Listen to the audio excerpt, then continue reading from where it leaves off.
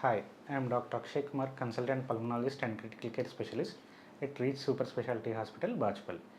ఈరోజు మనం నెక్స్ట్ వచ్చే సీజన్ రైనీ సీజన్ కాబట్టి రైనీ సీజన్లో మోస్ట్ కామన్గా ఫ్లూ సీజన్ అంటాం. ఫ్లూ సీజన్ అనే దానికి రీజన్ ఏంటి అంటే మోస్ట్ కామన్ వైరల్ ఇన్ఫెక్షన్ వచ్చేసి ఇన్ఫ్లుయెంజా వైరస్ తోటి వస్తుంది కాబట్టి దీన్ని ఫ్లూ సీజన్ అంటాం. ఈ ఫ్లూ వచ్చినప్పుడు నార్మల్గా పేషెంట్స్కి సిమ్టమ్స్ ఏమేమి ఉండే ఛాన్సెస్ ఉంటాయనంటే కాఫ్, కోల్డ్, దాంతోపాటు స్ఫూటం కాఫ్ చేసినప్పుడు స్ఫూటం రావటం కానీ, లేదు ఆల్రెడీ క్రానిక్ పేషెంట్స్ ఉన్న వాళ్ళు సిఓపిడి ఆస్తమా పేషెంట్స్ ఉంటే కనుక వాళ్ళకి ముందు నుంచి రెగ్యులర్గా స్ఫూటం వస్తే ఆ స్ఫూటంలో కలర్ చేంజ్ అవుతుంది. నార్మల్గా వైట్ కలర్ వచ్చేది ఇప్పుడు ఎల్లో కలర్ కానీ గ్రీన్ కలర్ కానీ రావటం, ఇవి మనకు వాళ్ళు ఫ్లూతో ఎఫెక్ట్ అయ్యారన్నట్లు చెప్పొచ్చు. దాంతోపాటు బాడీ పెయిన్స్, వీక్నెస్, ఇవన్నీ ఫ్లూ సిమ్టమ్స్ లాగా కన్సిడర్ చేస్తాం.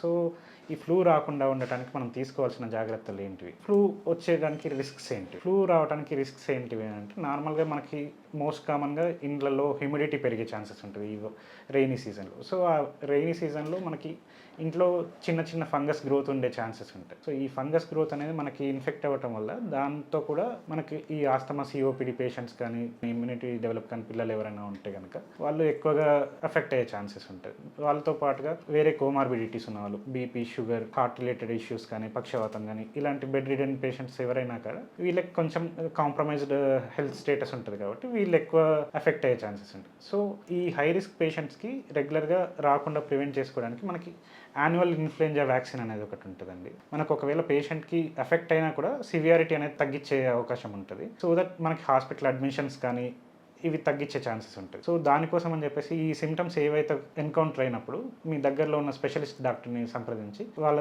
సూచనలు పాటించాల్సిందే కోరుకుంటున్నాను. Thank you.